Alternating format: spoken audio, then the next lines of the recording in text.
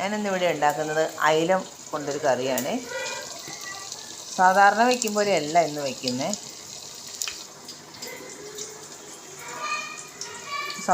ചെറിയുള്ളി ഇല്ലാത്ത കാരണം സവാളുള്ളിയും പച്ചമുളകും ഇഞ്ചിയുമാണ് ഞാൻ വഴറ്റാനെടുത്തത്. അതിനകത്തേക്ക് അതൊന്ന് നന്നായിട്ട് വഴരുമ്പോഴത്തേക്കും നമ്മൾ അതിനകത്തേക്ക് 2 ചുള കുടംപുളി ഇട്ട് കുറച്ച് കരിവേപ്പില ഇട്ട് കൊടുക്കുക.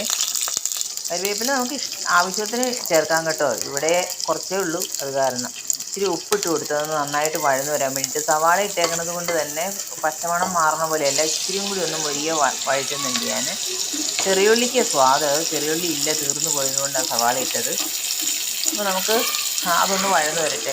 അതിനകത്തേക്ക് തന്നെ പുളി ഇട്ട് കൊടുത്തു. അപ്പോൾ പുളി വേഗം ഇറങ്ങിക്കോളും. പുളി വെള്ളത്തിൽ ഇടാൻ പറ്റിയില്ല, അതുകൊണ്ടാണ് ആ എണ്ണയിലേക്ക് ഞാനത്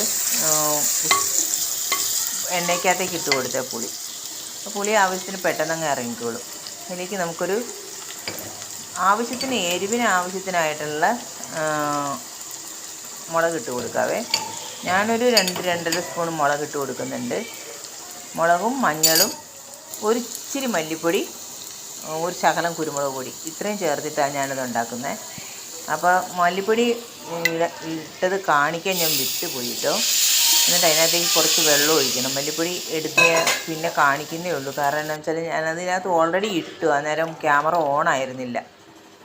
എന്നിട്ട് അത് നന്നായിട്ടൊന്ന് തിളച്ച് കഴിയുമ്പോൾ കുരുമുളക് പൊടിയും ഓൾറെഡി ഞാൻ ഇട്ടതാണ്. അപ്പോൾ അത്രയും കുരുമുളക് പൊടിയാണ് ഞാൻ ഇട്ടത്. കുറച്ച് മല്ലിപ്പൊടി മതി കേട്ടോ, ഒരുപാട് മല്ലിപ്പൊടി വേണ്ട. ഒരുപാട് മല്ലിപ്പൊടി ആകുമ്പോൾ കുത്തലുണ്ടാവും. അത് തന്നെയല്ല, മല്ലിപ്പൊടി മൂക്കണ്ട, പച്ചയ്ക്കാണ് മല്ലിപ്പൊടി ഞാൻ ചേർക്കുന്നത്. അതൊന്ന് നന്നായി തിളച്ച് വന്ന് കഴിയുമ്പോഴത്തേക്കും നമുക്ക് ആ അയിലയെ അതിനകത്തേക്ക് പെറുക്കിയിടാം. അയില നല്ല മുഴുത്ത അയിലയാണ്, നെയ്യുള്ള അയിലയാണ് കേട്ടോ. മുഴുത്ത മീൻ ഇങ്ങനെ വയ്ക്കുമ്പോൾ നല്ല ടേസ്റ്റാണ്.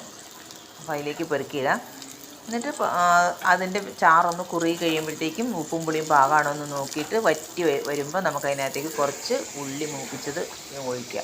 വെളിച്ചെണ്ണ കുറച്ച് ഒഴിച്ചാൽ മതി, കാരണം നന്നായിട്ട് വെളിച്ചെണ്ണ ചേർത്തിട്ടല്ലേ നമ്മൾ ഉണ്ടാക്കിയത്. അപ്പോൾ അത് കാരണം ഇത് ചെറിയുള്ളി ഇല്ലാത്തത് കാരണം സവാള ഉള്ളി തന്നെയാണ് മൂപ്പിച്ചൊഴിക്കുന്നത്. അത് ഇച്ചിരി നന്നായിട്ട് മൂത്തിട്ടാണ് ഒഴിക്കുന്നത്. ചാറ് കുറുകി കഴിയുമ്പോഴത്തേക്കും നല്ല ടേസ്റ്റായിരിക്കും ഇതിന്. പുളി പാകമാണോ എന്ന് നോക്കിയിട്ട് വേണമെങ്കിൽ എടുത്തൊന്ന് മാറ്റി കൊടുക്കാം. അപ്പോൾ ഇത്രയേ ഉള്ളൂ എൻ്റെ വീഡിയോ. നിങ്ങൾ സബ്സ്ക്രൈബ് ചെയ്യാൻ മറക്കരുത്, കാണാനും മറക്കരുത്. Okay, by.